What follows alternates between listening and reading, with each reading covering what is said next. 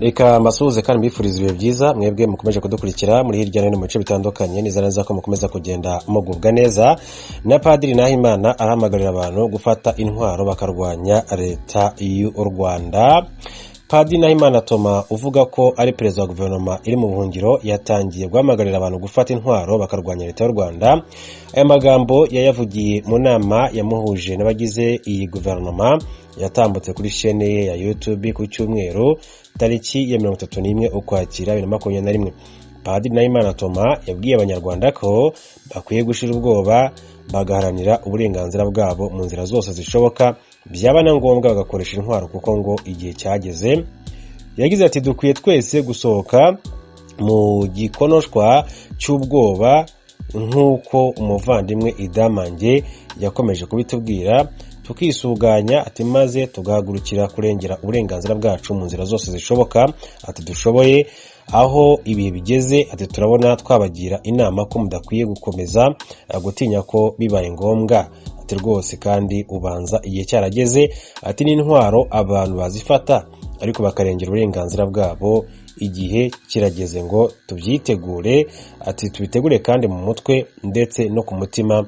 Igihe ni iki ngiki. Avuga ko igihugu kiri mu bihe bikomeye cyane, ati kandi akabigereranya n'icyo ngo Yezu yigeze gusaba buri wese kugurisha igishura cye kugira ngo agure inkota.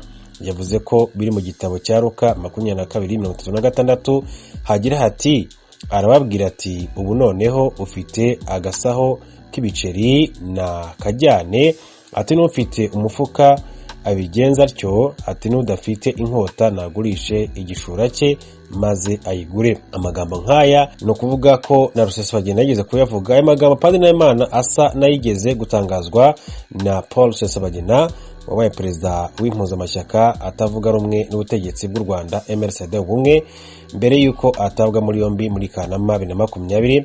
Rusesabagina muri video yakwirakwiriye ku mbuga nkoranyambaga nk'umunyapolitiki urwanya ubutegetsi bw'iki gihugu yumvikanye ashyigikiye abarwanyi b'umutwe witwaje intwaro wa FRN wagabye ibitero mu majyepfo n'uburengerazuba bw'igihugu cy'u Rwanda muri 2018 na 2019, asaba abanyarwanda kuwushyigikira. Muri video Paul Rusesabagina yagize ati kuva mu ntangiriro za Nyakanga 2019 FRN yatangije urugamba rwo kubohora abanyarwanda. Ati muri 2019 kandi ati twihutishije urugamba, ati ni igihe cyo kugerageza umusaruro wacu wa nyuma. Ati nshyigikiye ko urubyiruko rwacu rwa National Liberation Forces rurwanya ingabo za Kagame kugira ngo rubohore abanyarwanda. Ati nk'abanyarwanda ni ngombwa ko twumva ko ubu ari bwo buryo bwonyine bwo kubohora u Rwanda. Ati kubw'iyi mpamvu ndasaba abanyarwanda bose, imiryango yose ya politike, ati kandi nirengera rubanda gushyigikira urubyiruko rw'abasore n'abakobwa rwatangije urugamba. Paul Rusesabagina ufungiye ibyaha by'iterabwoba, aho urukiko rwamukatiye igifungo cy'imyaka 25 gusa ubushinjacyaha bwajuriye igihano we n'abandi 20 bareganwa bakatiwe kuko rero bwemeza ko ari gito cyane. Na Idamange rero akaba afungiye amagambo ajya gusa nanga. Idamange ibyamugwiza Yvonne wamenyekanye mu biganiro kuri YouTube yumvikanye atangaza ko umukuru w'igihugu atakiriho. Amagambo yakunze gutangazwa na Padiri Nahimana Thomas mu bitandukanye, yongerewe gusaba abanyarwanda kujya kwigaragambiriza ku biro bikuru bitwaje Bibiliya. Ati niyo yatumye atabwa muri yombi muri Gashyantare 2021.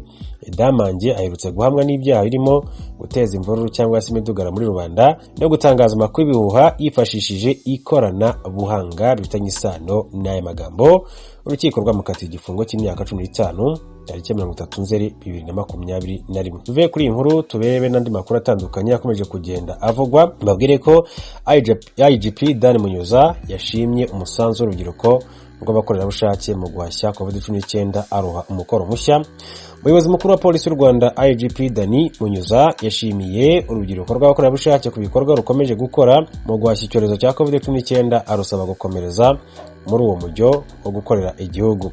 Ubutumwa yatanze kuri wa kabiri tariki ya 2 Ugushyingo 2021 ubwo yasozaga amahugurwa y'iminsi igera kuri 5 yahuje urubyiruko rw'abakorerabushake amahugurwa yabereye mu ishuri rikuru rya polisi y'u Rwanda riherereye mu karere ka Musonze yatangiye kandi ku itariki 29 Ukwakira 2021 aho yafunguwe ku mugaragaro na Minisitiri w'Ubutegetsi bw'Igihugu Jean Marie Vianney Gatabazi.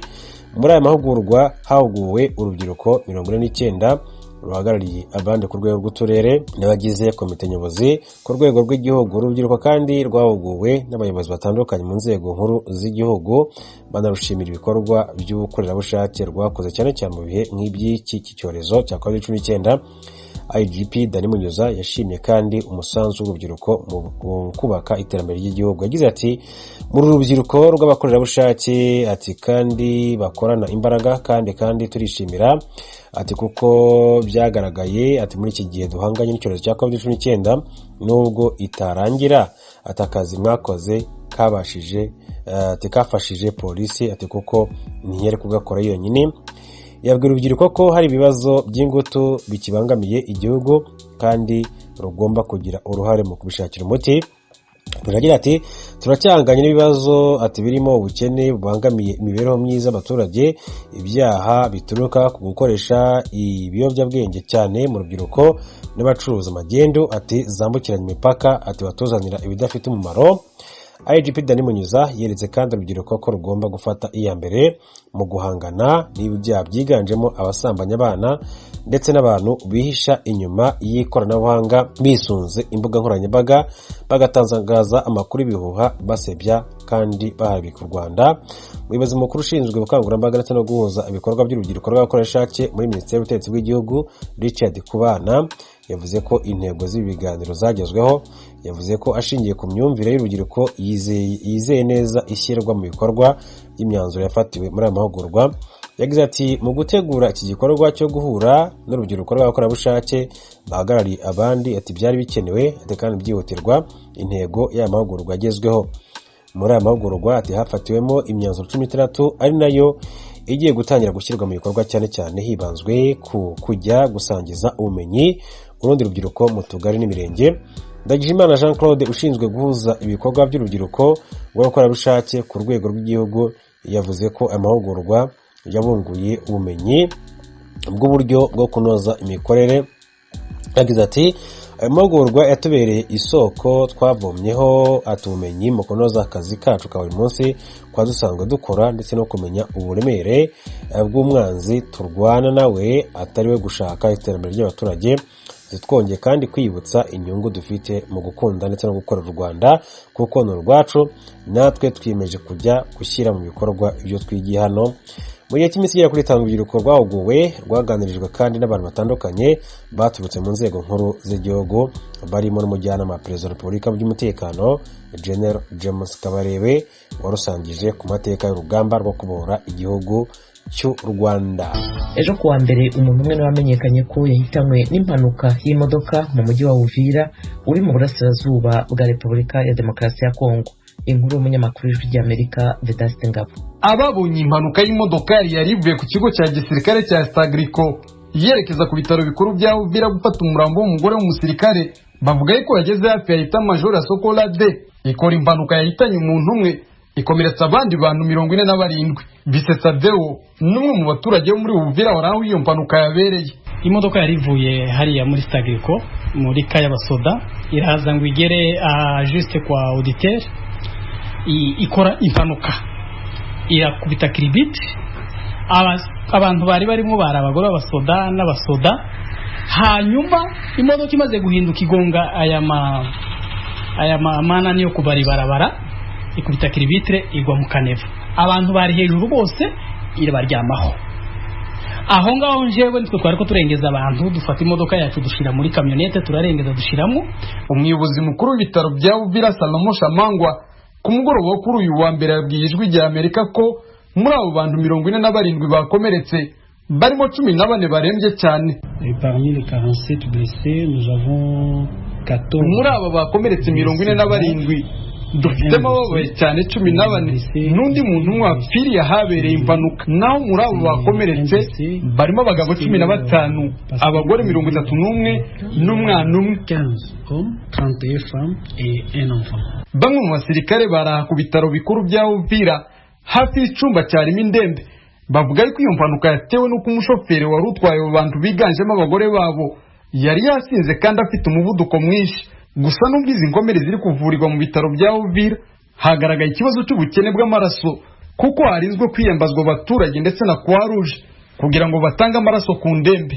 Pedase Ngavu ku bwaragijwe rya Amerika, Uvira Mutara Kivuye. Mu Burundi hashize amezi hafi 3 hari ibibazo bya lisansi igitoro mu ntara zimwe na zimwe. Hejuru y'ikibazo cy'ibiciro by'ibindi bintu bya ngombwa, haravugwa n'abarwayi bapfa kubera ko imodoka zijyana abarwayi kwa muganga zitagikora.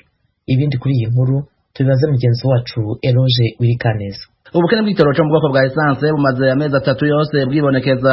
Intara ya Rumonge mu manuka bushira burengero isanzwe kwagwamwo urucuruzwa cyane kubera iri ku nkengera y'ikiyaga Tanganyika n'imigwa mikuru ya politike n'iy'ubutunzi Gitega na Bujumbura niyo yibonekeza kurusha ubu bukene. Ariko no mu zindi ntara haravuga ubukene bwa essence nk'uko amasoko y'ijwi rya Amerika mu Kirundo na Ngozi mu buraruko abivuga, hatibagiwe mu ntara ya Muyinga mu buraruko bushira buseruko. Mu Kirundo na Muyinga mu masoko yacu akora ku bitaro bitandukanye atashimye ko mwidondoro wayo uje habona, yatubwiye ko muri zindwi zibiri heze hari abagwayi bashengeye bitewe n'ikena ry'igitoro. Kubera zavuse habani hatabitoro zigira, akenshi abana n'abakenyezi bibungenze barakunda kwitaba Imana bitewe n'uko bataronka uburyo bwo gushika ku bitaro bikuru by'intara. Birababaje ivyo tubona, niko bashikiriza. Mu ntara ya Makamba mu manuko muri iyi minsi nta nima rya essence riharangwa. Igitoro ciswe ngo kirabonetse kimara umwanya rumera nkuko bimenyeshwa n'abahaba. Bamwe mu bafite ibipevyo kuroba n'abakoresha imashini z'ugusya bidogera abategetsi b'iyo ntara kubona barabujije abatwara igitoro mu mabido. Bavuga ko kizira kikaziririzwa gushira essence mu mabido kandi kuyikeneye yabwirizwa kuzana icuma ciwe kayinywera kuri station. Mutubwire namwe ingene tuzotera ubwato bukava mu kiyaga canke imashini isya bikaza kunywa igitoro. Abategetsi barakwiye korosha ibintu, niko bidoga. Bamwe bagendesha amapikipiki, imiduga na za tukutuku z'amapine 3 vyunguza abantu n'ibintu bicishwa amafaranga bavuganye n'ijwi rya Amerika bamenyesha ko bashobora gutondera igitoro amasaha arenga 6 bakemeza ko bigira ingaruka ku buzima bwabo. Umugore wanje ntafungura na kamara maza kuko nkaje nahashitse kuva isaha 5 ubu kabona amasaha tugeze usanga imoto niyo yabitunze umuryango mu gushika kwiza isaha ntararo kuja wibaza ingene umuntu aza gushobora gufungurira umuryango. Aha turi mu kajembe gete nta wora buki nta n'ugira n'icyo kazi gasa n'akahagaze, turaza tugatonda tukakibura. Tubibona uko twebwe motare n'abanyagihugu birabashikira twabice bagora kwiyungura.